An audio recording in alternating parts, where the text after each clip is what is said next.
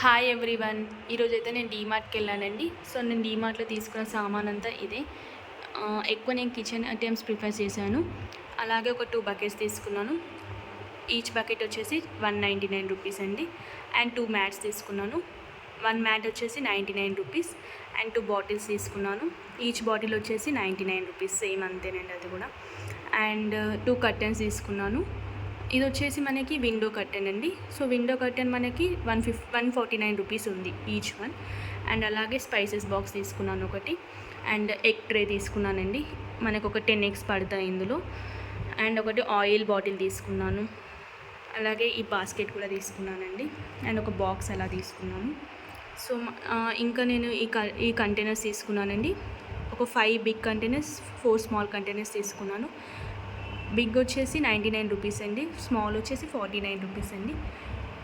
And ఒక stool అలా తీసుకున్నానండి. సో ఇవే ఐటమ్స్ నేను ప్రిఫర్ చేశాను.